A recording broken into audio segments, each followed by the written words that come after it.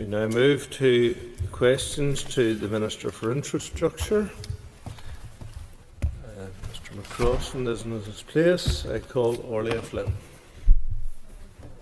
Can call your question number 2, please. Road safety is a high priority for my department, and I'm committed to working proactively to make our roads safer and to address the needs of all road users. Since 2020-21, the department has delivered 2 tranches of part-time 20-mile-per-hour speed limits at 216 schools, which is an investment of £4 million. The department previously piloted this approach at 17 schools, bringing the total number of schools with part-time 20-mile-per-hour speed limits to 233. A review of the initiative introducing part-time 20-mile-per-hour speed limits at schools has been undertaken and is available on my department's website. The review recommended the provision of a 3rd tranche of part-time speed limits at schools with a more targeted intervention approach. A new policy document has been issued to enable an interim and modest programme to be taken forward in 2025-26. Given current funding pressures, Tranche 3 will be modest in size and will primarily include 2 schools per council area. A programme of schools to be treated in the next financial year is now being prepared, and this draft programme is based on the existing scored listing, but with preference given to rural schools which are located on roads where the national speed limit applies. I am currently considering this draft programme, and I hope to make a formal announcement in the coming weeks. Ms Flynn. Much to the Minister for a response. I'm just wondering, the Minister said that a lot of this is still under consideration, but could she maybe inform me if Bunschool Phobal First, which is on the Shaws Road, located within a residential area, if it's likely that they will be included in this 3rd tranche of reducing the 20-mile-per-hour speed limits, please? So I am aware that the department has recently received a request for this school to be included in the 3rd tranche programme for 25-26. As I've said, I'm currently considering this draft programme and plan to finalise the programme in the coming weeks. The proposed programme will have, as I've said, a primary focus on schools and rural roads where a national speed limit applies, so that's a speed limit of 60 miles per hour. However, I am very aware that there are schools in urban and residential areas which would also benefit from a reduction in speed limits.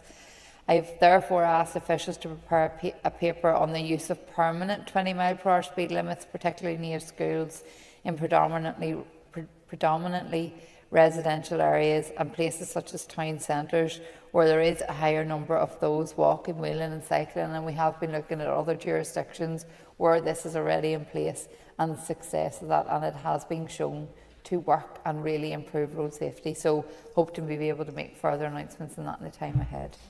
Stephen Dunn.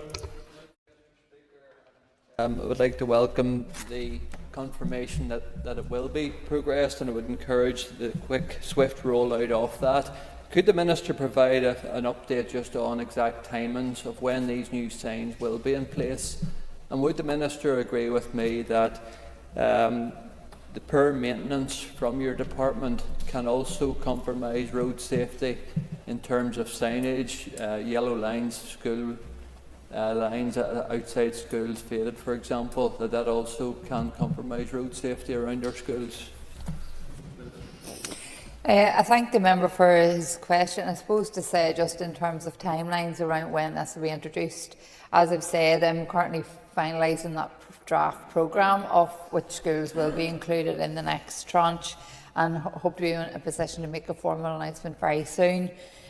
Following this announcement, formal engagement and consultation with the schools that have been selected in this tranche and other stakeholders will then commence. So that will form part of that timeline. In relation to school road markings and road safety signs around schools and other areas, I completely agree that it's important that they are kept refreshed and visible, as they do impact on road safety. So where there are issues around signage or road markings that have faded or have become in disrepair, it's important that those are reported to the department, to your section office at the earliest possible stage, so that they can be addressed as urgently as possible. Andrew McMurray. Thank you, Minister. Minister, just in reference there, I think you paid slight reference to it there about the permanent 20-mile-an-hour speed limit zones outside schools. Again, I would welcome to hear that sort of any further information on that, and also just draw the Minister's attention, I'm sure she's aware, to the local village of Dundrum, where there's a school that has a 20-mile-an-hour speed limit at one end of the village, but yet Knockhaven Special School at the other end doesn't have that same 20-mile-an-hour. So again, something like that, that village there would greatly appreciate a permanent outside zone. So the Minister could elaborate, it'd be greatly appreciative.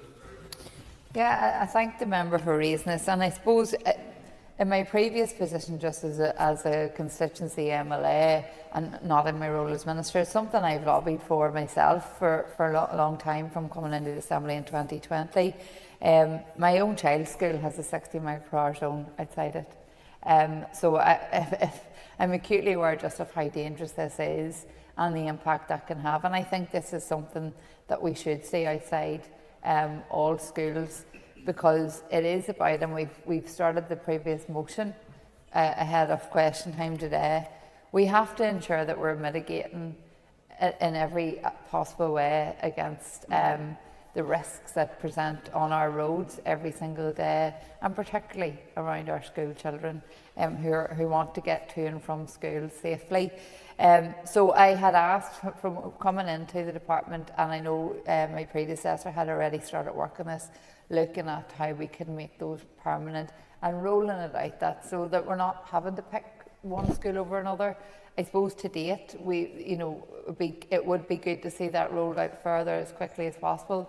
Budgets will constrain that, and we have to do it in a phased approach. But I hope that we can get to a place where no school will be left behind, and that we are working through those. So, as I said, 233 schools already have the 20-mile-per-hour speed limits outside it, and we're looking at how we can further roll that out, be it in residential areas and other town centre areas where we will have a lot of pedestrians. And we want to encourage, obviously, as the member will rightly be very supportive of greater use of active travel. And this is one way that we can ensure that active travel routes and in getting people out, whether it's walking, wheeling, cycling, that they can do that in a safer way. And reducing speed limits is one way that we can, I think, help to make those areas safer. Our Hunter. Speaker, Minister, I know a number of schools in my constituency would welcome the extension of this speed limit scheme. Can I ask, off the back of that, will the Minister commit to exploring the implementation of school streets schemes which would temporarily restrict traffic around schools to improve safety and encourage active travel? So, as I've said, we are looking at improving safety around schools in general, and that's why I've said about the further rollout of 20-mile-per-hour speed limits. But included in that is, in terms of our active travel delivery plan, and how we are linking communities with schools and other facilities that are well attended, and that we want to encourage particularly our young people, parents, carers, families, to be able to get there safely, whether it is walking, cycling, wheeling, whatever that may be. So some of the measures that designers are encouraged to consider, including the greater provision of greater pedestrian priority at crossings in the vicinity of schools, as well as measures to discourage inconsiderate parking that can cause difficulties for those walking and wheeling. So we are looking at everything in the round, and the work includes the development of a toolkit of measures that can be implemented around schools to help with all of the things that members have outlined here today. So whilst we talk about the speed limits, that's not something that we are working through in the department in isolation.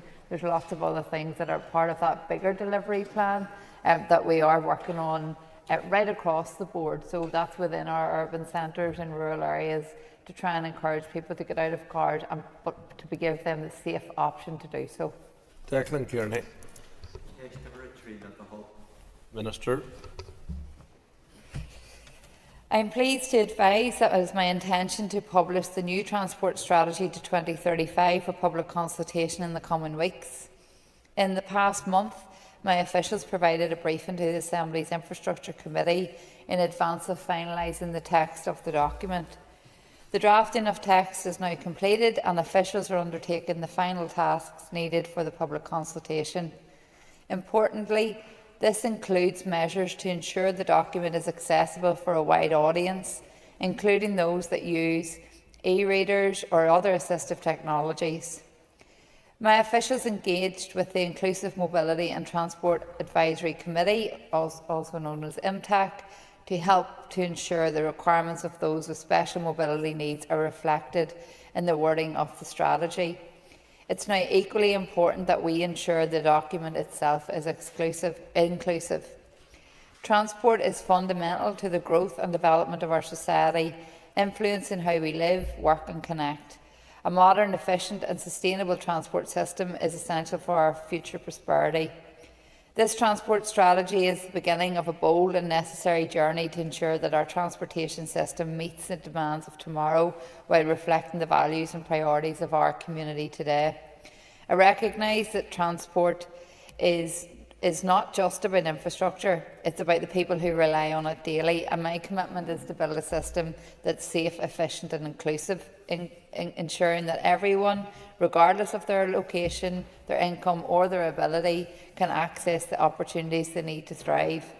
The transport strategy is an important first step, and I encourage people to engage in the consultation when it launches to help shape a transport system that works for all and safeguards the environment for future generations. Mr. Kearney. Thank you, Mr. Speaker, and I thank the Minister for that answer. The emphasis that has been placed within the strategy document on increased access for people with limited mobility and the overall approach towards inclusion. How will the strategy relate to local transport plans? So, as I've said, this has been a significant piece of work, and we are trying to ensure that it is totally inclusive of all the needs of our society. The transport strategy has a very important role in the preparation of the new suite of transport plans by providing the overarching strategic context, consistency and rationale for transport decisions. The strategy sets out the long-term vision and the overarching strategic goals for the region, whilst the transport plans are more detailed and spatially focused on specific areas and the demographics of those areas and the topography of those areas and how we can ensure these are equitable across the piece. Essentially, the strategy provides the why and the what, while the plan focuses on the how and the when. So I'm very excited about what these will bring, and I hope that members will be fully engaged with those when made available through your local areas, but also on the wider strategy piece. Philip Brett. Minister, the transport strategy will aim to increase the use of public transport. One of the key ways to do that is to provide a year-round late-night service from Belfast city centre, not just at Christmas time. The Minister last month met with stakeholders to bring forward a business case to deliver TransLink year-round late-night service. Could the Minister provide an update on that meeting, please?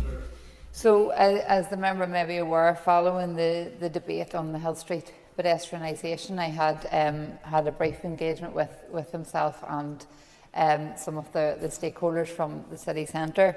So I am due to meet with the Economy Minister and others to look at how we can further explore an additional service or a better nighttime service for those reasons. So as we move through that, I'll be happy to keep the member updated. Matthew O'Toole. Thank you, Mr. Speaker. Minister, I hope you can give a specific pledge on the night buses. I appreciate that you're still meeting on it, but I think further to Mr. Brett's point, we'd like to see specificity on that. Can I ask about the transport plan and strategy? Will it include actions from the All-Ireland Strategic Rail Review? I think it would be illogical to have a transport strategy to 2035 without mentioning the All-Ireland Strategic Rail Review. So the strategy acknowledges the recommendations in the All-Ireland Strategic Rail Review and the high-level timeframes that have been presented right out to, as the member will know, 2050. The review has provided the evidence-based framework to inform future investment in the railways across the island of Ireland, and this high-level strategy is for the period up to 2035 and acknowledges that more work is needed to test the feasibility and the affordability of the review's recommendations and to secure the necessary funding to take the projects forward. So, as the strategy is only set out to 2035, I would imagine that will incorporate some of that work. However, the All-Ireland Strategic Rail Review reaches, as you know, to 2050, which is a longer-term plan, and we're still working through the feasibility aspects of that. So, hopefully that we'll see delivery of that throughout this period, but it's not specific to that because it is a longer term plan. Jim.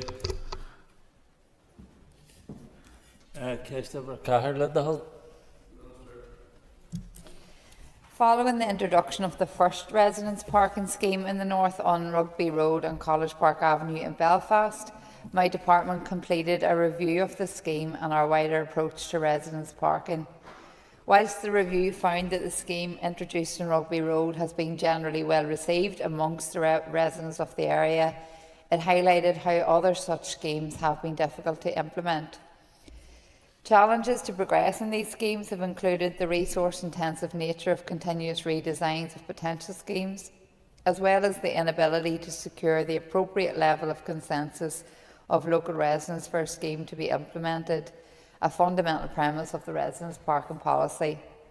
As previously committed, my department is continuing to work on the development of the residence parking schemes already commenced in the Bogside and Derry and Ivy area in Belfast, and will give consideration to schemes in the vicinity of the new Ulster University campus in Belfast and the Magee campus. Following the publication of the review, there's been a significant level of interest for the establishment of residence parking zones across the north. Given the level of demand and ongoing budgetary and resource constraints, I've asked officials to expedite the development of an application process for demand-led schemes and an assessment process for all potential residence parking schemes to ensure that any requests can be appropriately considered. This process will take into account the findings and recommendations of the review and provide a streamlined approach for considering, assessing and prioritising requests going forward. I'm currently considering the officials' recommendations in relation to this, and it's my intention to make an announcement as to how future schemes will be assessed by my department in due course. Mr. Sheehan. Thank you, Mr. Speaker, and I thank the Minister for her answer. That's why she has decided to introduce an application process. So, as I've said, the process of implementing the residence parking scheme is resource intensive, and as highlighted by the recent review, and given the significant constraints on budgets within the department, I must be sure that any scheme proposed for implementation is considered value for money. Before any residence parking scheme can be implemented, traffic and parking surveys are required to confirm the viability of the scheme, and a scheme needs to be appropriately designed to ensure it meets the needs of residents. My department has received over 305 requests for schemes, and given the significant level of demand, the surveying and designing of every request is not feasible. Therefore, there is the need to introduce an application process for demand-led requests, as well as an assessment process for all schemes to ensure that schemes can be assessed and prioritised appropriately going forward, so that those schemes that are actually viable and have the support of the majority of residents can be prioritised then moving forward, to ensure that we are using our resources in the best possible way. I'm grateful for progress on this issue. The Minister will know that there are areas in Belfast that absolutely lend themselves to schemes such as this, and I'm thinking immediately of Pasadena Gardens, for example, where bin lorries can't get down because of because of the parking in Ballyhackamore is just a nightmare. Could I ask her, in light of this application process, what's going to be required for the process? What types of information are residents going to need to be forthcoming with, and what support can help to move things along? Yeah, and I thank the member for raising this, and I suppose in my own area I could probably share quite a lot of examples that are similar to those that that you have highlighted. I think it is important that we have good quality evidence to show what works well, and in terms of that that application process, as I've said, I'm kind of finalising that at the minute. There's a paper with me, and it's something to ensure that we are ensuring that those areas which are selected, and when we can move to implementation, have everything in place to that we have the support of residents, that they are viable, and that the evidence provided shows that there is a real need for this. So that will vary from area to area. So the specifics of that will be available once we finalise the process. Justin McNulty. I thank the Minister for her answers thus far. Can the Minister outline her assessment of the merits of introducing a residential parking scheme or zone around Boat Street in Newry, or around Daisy Hill Hospital and around Daisy Hill Hospital in Newry? Well, as I've said in my previous answers, there will be an application process. So any of those areas where the member believes that residents' parking scheme would be suitable, I would suggest that he would encourage residents to apply for it through that, or through his constituency office, to look at that, because the department can then look at the specifics and the evidence that can be put forward to ensure that this can be considered appropriately. Deborah Erskine. Minister. As I have not taken decisions on the 2025-26 budget as yet, I am in the process of considering allocations, which will include road maintenance in line with my priorities, as well as the wider executive programme for government commitments and equality considerations, following closure of my department's equality impact assessment consultation later this week on the 5th of June. I'm keen to get infrastructure right, and I recognise that the road network is a critical element of infrastructure that underpins and supports our society, economy and well-being. Indeed, it is used either directly or indirectly by almost everyone on a daily basis, and we all know the challenges in terms of keeping that network in good condition, and I know how important it is to the people we all represent. The well-discussed funding shortfall and the years of limited service have seen the condition of our roads deteriorate, and it's time we tried something different. That's why a new approach to road maintenance is one of my foundations. We need a new approach to how the road network is maintained, one that focuses limited resources in a way that balances safety and value for money. It should be data-driven and supported by sound engineering judgment, and address the problem in a meaningful and, most importantly, a sustainable manner. My officials have been developing a new approach to road maintenance, and we will focus on delivering higher quality repairs instead of spreading resources too thinly, ensuring a more reliable and safer road network where we intervene. Mr. Erskine. Thank you, Mr. Speaker. Roads are crumbling. Warm words on delivering a new road maintenance scheme with technology. The major roads prioritisation programme delayed, increase in claims because of potholes, road safety put in jeopardy as a result of poor maintenance along our roads. Yet I understand 4.2 million was underspent on roads in the last financial year. Why? Minister. Well, as I've just come in at the end of the financial year, I probably don't have all the answers to those questions, but I think it's important to say that, you know, we often, at every opportunity, we look about how we can get additional funding into our roads maintenance. area of the department. This is a critical issue for all of us. This is something that we all use the road every day, and we all recognise the huge challenges and the chronic underfunding that the department has seen, that the executive has seen, is directly attributed to what we are seeing every day. So whilst the member may feel these are warm words, I am keen to do something about it, and that's what I'm trying to do, and that's what officials are working on at present. We can't magic money out of nowhere to try and do what's needed to do, in the same way that we have issues with our wastewater infrastructure, but we can't sit in our hands either. So we're looking at how we can find solutions that will help to create more sustainable road maintenance, so that we can move to what needs to be done next, without having to go back to the same areas time and time again, which we have seen, and we've all seen it as representatives and as citizens of this part of the island, that we are continually seeing the same roads having to be repaired.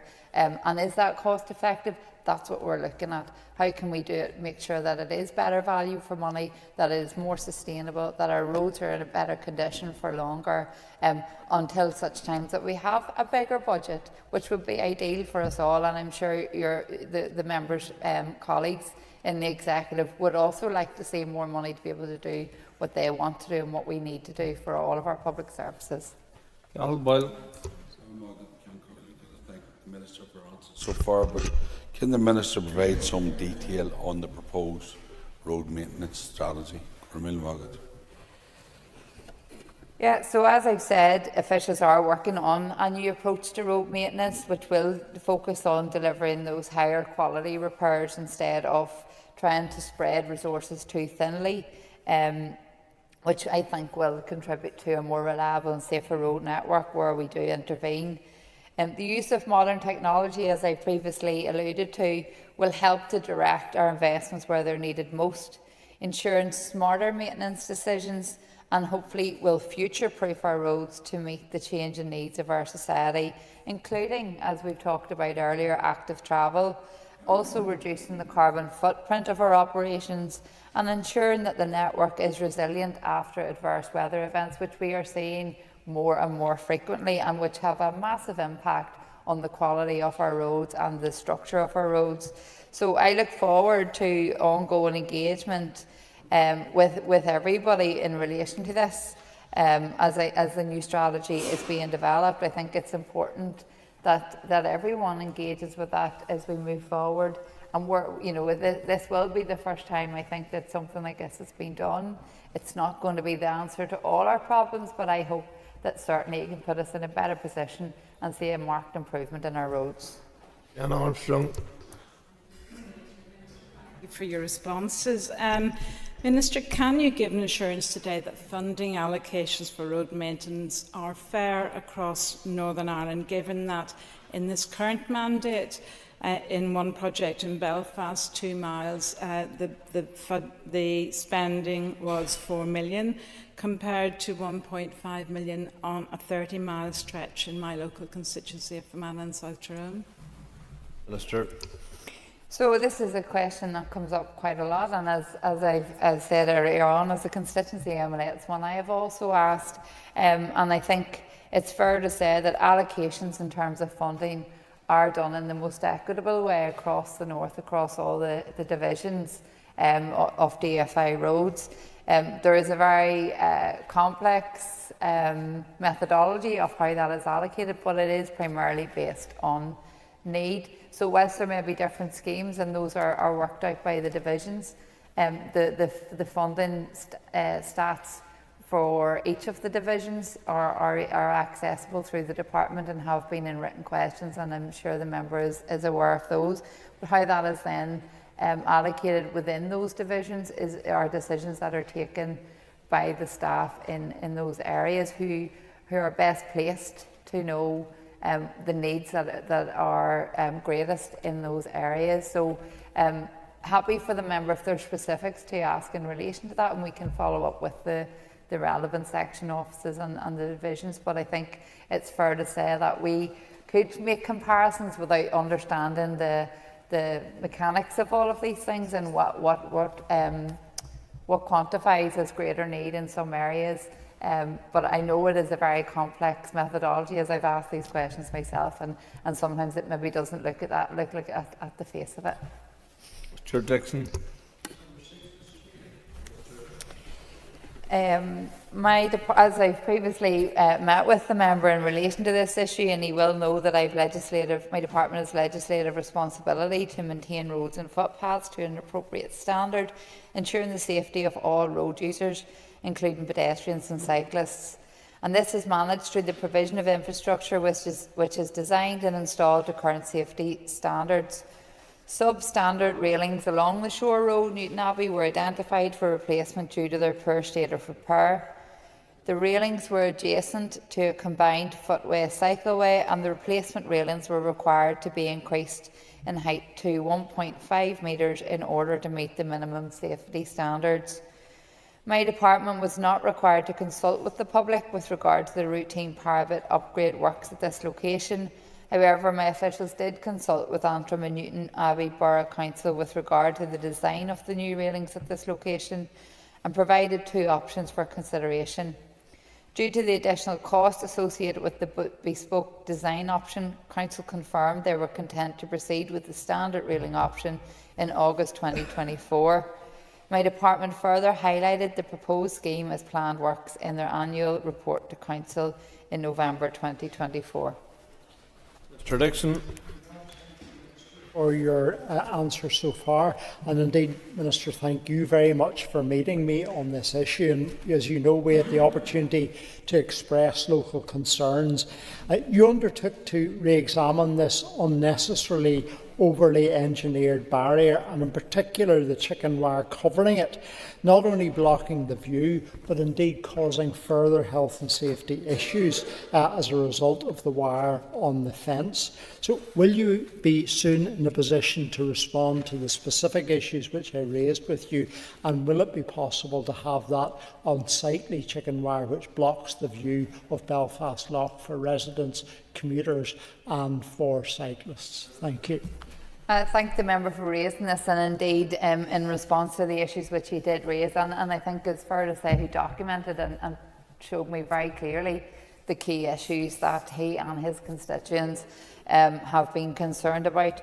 I spoke to officials and got some updates on why that had been done in the first place. So the wire mesh is an anti-climb requirement as prescribed within Design Standard CD 377, requirements for road restraint systems, which means nothing to you and I, I'm sure, or many of your constituents. So with that said, I had asked, could we look at removing that? Because I do recognise that the view of the loch has been restricted, but also in terms of the aesthetics of that area, which is beautiful, I think that there has been a real issue. So to ensure that we are continuing to meet safety standards, we have probably come to a bit of a compromise, which means that complete removal is not permitted under the standard, but my department is currently considering the removal of the wire mesh between the 2 uppermost rails, so it will potentially remain just on the bottom one. This would ensure that the views to the lochs are opened up while still providing the required safety intervention for cyclists and others who are using it on the top side. And I think just to mention as well, the member had mentioned to me in part of that discussion his concerns around those who are on the shore side of the railings and the potential for them if someone got into difficulties from getting out. So I've raised that with officials, and I hope that should we decide to move forward with this proposal, that would be a welcome compromise and something that will address the needs of everybody involved. Gilla McAllister. Please. Minister.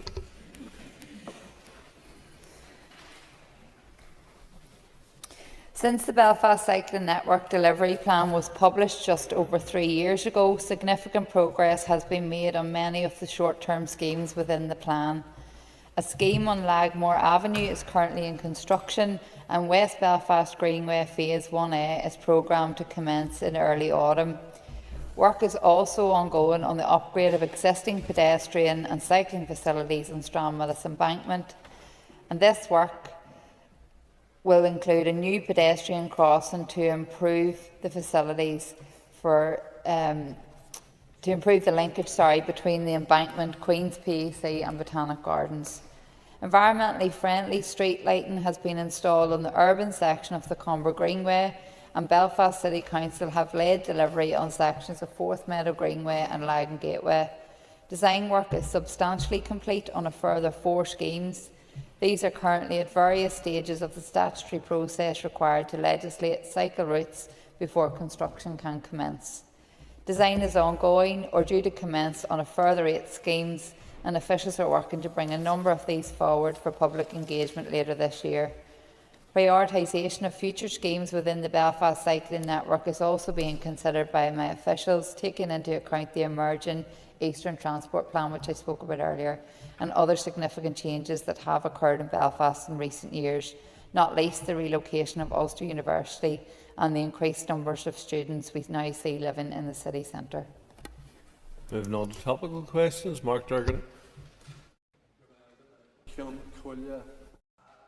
Minister confirm if there will be an increase in public transport fares this financial year? So, as I've said in my earlier answers, we're currently still considering budget allocations and how that will look. I have been working with TransLink, as a member I'm sure will be aware, to look at how we move forward. So I hope to be able to have a decision on that fairly soon.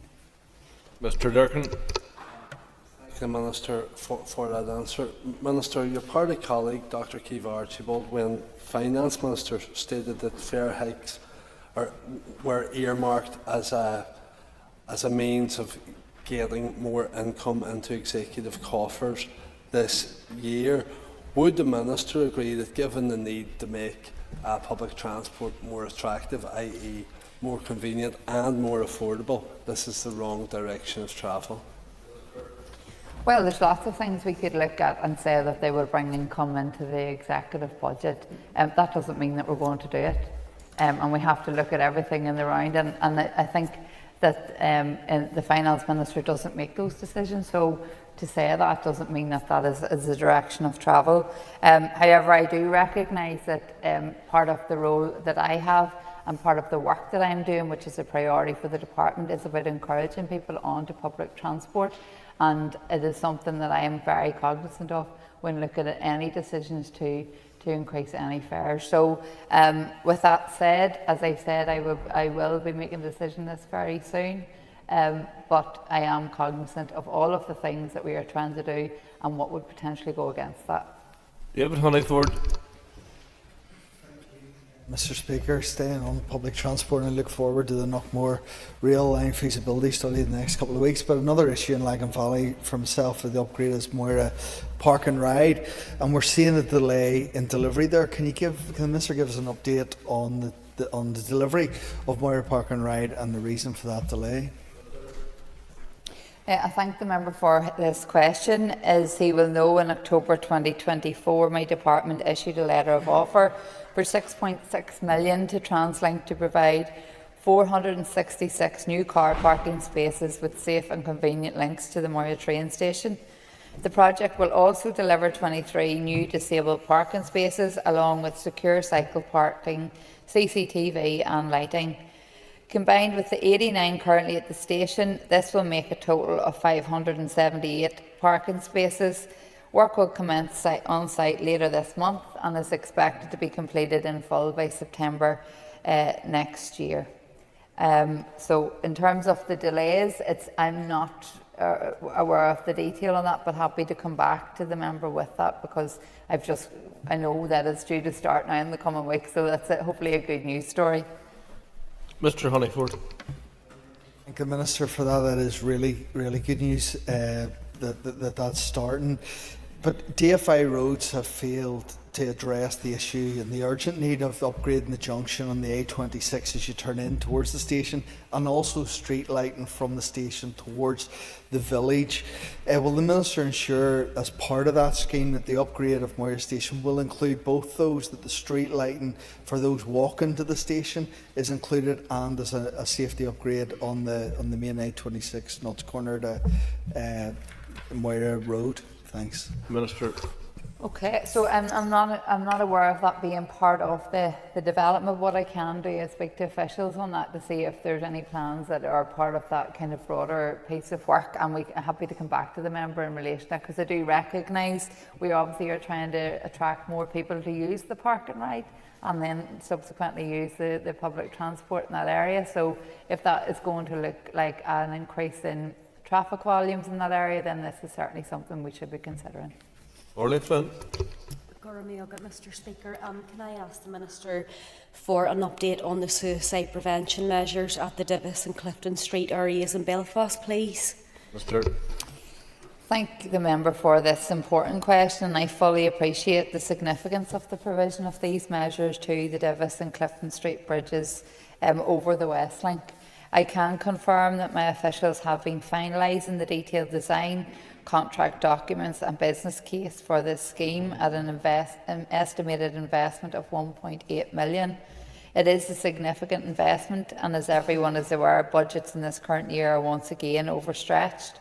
However, I will be endeavouring to allocate funding to try and get these schemes that are so important for the local communities pushed forward. And I recently met the mental health champion, Professor Siobhan O'Neill, in relation to how we can provide greater safety on bridges for these reasons. So it's something that I am very aware of, and I thank the member for bringing this forward.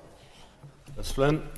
Thanks very much. I thank the Minister for her response and for her efforts in trying to get these suicide prevention measures hopefully delivered. It might be hard to answer this question, but does she have any sense of a timeline, given the 1.8 million funding that's required for it? Does she have a timeline when these barriers might be erected? Minister. As I've said earlier, as we're still finalising the budget allocations, I would hope that following on from that process, we can look at what those timelines we looked at, and we'll ensure to keep the member updated in relation to that. Trevor Clark. Mr. Speaker, can I ask the Minister, in light of the recent judicial reviews, including that of the High Court ruling of Duff versus Causeway Coast and Glens, and the Lady Chief Justice comments about the importance of adhering to planning policy and climate change commitments, what assessment the Department has made for the implications for the R21 proposals in the Hightown Road? Minister. Well, like everything that we are seeing on the back of the Climate Change Act, there's lots of things that have to be taken into consideration. The recent A5 case is another example of that. So, like with all of those issues where we need to make further consideration and amend or try to address them, there are things that we can, we will be doing as required. Mr. Clark. That particular application has been in the system for some years now, and given there's been many various decisions made on by successive ministers, will you play politics with it like other ministers, or will you be adhered to the planning policy and that of your officials? Well, I don't play politics with anything. I suppose what I'm doing is what's best for the people that we all represent, and that's what I endeavour to do on all of these issues.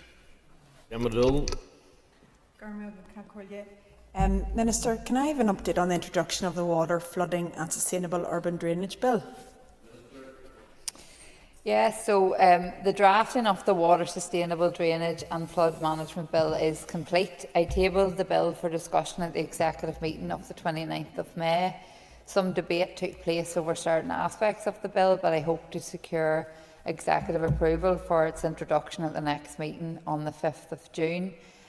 This legislation is a major step forward in helping us meet the challenges in how we manage, use and treat our wastewater infrastructure, our wastewater resources, future-proof the system and get on a path to recovery from years of historic underinvestment. With 7 key policy areas, it forms an integral part of my 3-pronged approach to deliver a better water and wastewater infrastructure system to meet the needs of our growing population and adapt to changing weather patterns. The bill will expand hosepipe ban powers and allow my department to issue future guidance on sustainable drainage systems. It will also provide grant-making powers for homeowners at risk of flooding. Other powers allow NI Water to adopt private drainage infrastructure constructed prior to 1973. It will enable NI Water to repair drainage miscommunications and to recover costs, enable registration of Article 161 agreements on the Statutory Charges Register, and allow my department to make certain regulations for flood management and drainage purposes. Ms Dillon. Thank you, Minister, for that. It's very comprehensive, but you've kind of touched on this, but can you explain how important the bill is to your approach to upgrade our wastewater infrastructure? Minister. Yes, well, as we've talked about quite a lot in this chamber, here in the north we have seen underinvestment in the water and sewage infrastructure for decades. Capacity issues caused by that underinvestment can constrain and does constrain the development of housing and businesses and can potentially harm our natural environment. To counter this, as I've said, the three-pronged approach that I'm taking involves seeking to secure additional funding from executive colleagues, consultant and developer contributions to help fund wastewater infrastructure, and bringing forward this bill. The bill is important in enabling my department to manage valuable water resources, and as such I believe it should be given the utmost priority. As I've said, I've submitted the bill to the executive. We did discuss it last week, and I really hope that we can get agreement on that as soon as possible to enable me to introduce it to the Assembly. Honourable McMurray. Mr. Speaker, and thank the Minister for the answers thus far. And it's been referenced maybe in a previous question, but can the Minister outline the main indicators her department uses to allocate resources and apportion budget for road repairs and resurfacing? Minister. So, as I had mentioned in my previous answer to Diana Armstrong, this is a very technical methodology, so I don't intend to go through the detail of how that is worked out, but I have spoken to officials and I've had answers from officials in relation to written questions and other members' questions on how that is worked out. So we can get a more detailed answer for the member. However, as I've said earlier, this is a needs-based approach and it's looking at where the greatest need is. That also factors in those roads which carry the greatest volume of traffic to ensure that they are repaired quickly as well, and different priorities given to different levels of disrepair that is required. So, but happy to get further information if that would be useful to the member in terms of the exact way that is looked at and considered to hopefully, as it has helped me to understand better how those allocations are made. Mr. McMurray. Thank you, Mr. Speaker, and yes, thank you, Minister. I would appreciate that. Just coming on from that, a needs-based approach. Newry, Morning Down District Council in South Down has the largest number of road surface defects of all local government districts and the worst ratio of defects to road length, and these have both worsened over the past year. Can the Minister reassure my constituents that they will notice and they will see noticeable improvements under her department's new road maintenance strategy? Minister. Well, that is certainly the intention, and I mean, as you've said, I have looked at even the allocations for the various divisions, which probably cross some of the areas that the member has alluded to, and I suppose just given what you've said, sometimes the amount allocated doesn't necessarily reflect the level of work that's done. So those divisions which probably look at Southern Division, for example, has one of the higher allocations, but which will cover part of the area, if not all of the area that the member has mentioned. So that also tells that the need is significant and continues to be significant. So whilst we can look at who gets the biggest portion of the pie, it still doesn't go far enough. So the overall budget itself doesn't go far enough, which is why we're looking at a new road maintenance strategy to try and address this in a more cost-effective way. That hopefully, that is what I hope to see from this, that all of our constituents will see the difference and that we can get longer lasting, more effective results from what is being delivered to ensure that all our road networks are made more reliable and safer for everybody and all that use them. Sugden. Minister, is there any discretion in policy or legislation to repair roads that are not in public ownership but have a significant public use and are causing damages to cars with no right of redress? So, as the member may be aware, this issue around unadopted roads is an ongoing issue, and we're seeing this particularly across whether it's retail parks or whether it's housing developments. And I have many examples in my own constituency, so I can share the frustrations. However, in relation to those unadopted roads, there is a process that has to go through, and it is essentially the responsibility of the developer or whoever has put the road in place in the first instance. In areas where there are shared roads, then it looks like it can be shared between various residents who maybe live along that road, and there's things there, but to bring it up to a certain standard so that it can then be adopted by my department, who then can take on the maintenance going forward. So there are so many unique issues around this, but happy to consider those specifics and provide a more detailed answer where needed, if that would be useful for the member. Ms Sugden. I've written to many of your predecessors in relation to a road at Riverside Retail Park in Coleraine, and the issue there is that the road cannot be ascertained who owns it, so there is no right of redress, and it's getting to a point where it's becoming unsafe, and I would expect the PSNI might look toward closing it. So how do we help those people where ownership cannot be ascertained? So again, it's a very difficult one, because essentially the policy is that where the road is not adopted by the department, we cannot take control of that. And I suppose when we're talking about best use of public money, that is an issue, because there's all sorts of issues that can arise from that if we were to intervene. And given the funding constraints in itself, that is also challenging. And in terms of that specific, I don't really know the answer to it, because if there's no one who has his responsibility, I'm not sure of the specific, as in, is it within the retail park, is it outside the retail park? Happy to look at it again if we could maybe get some clarity around that, because I know essentially, and I'm speaking from experience in my own constituency around the retail park in our area, it's the developer or the owner of the park itself who has responsibility for those issues. However, if there's no one in place to do that, then we could potentially look at what other options may be available and can come back to you. Okay, we're going to move on to questions to the Minister for Justice, Michael Colin McGrath.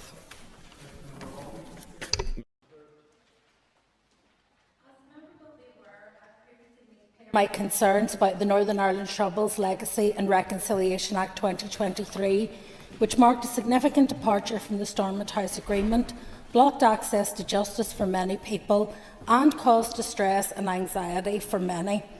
I'm not surprised by the Chief Constable's comment that legacy issues contribute to an individual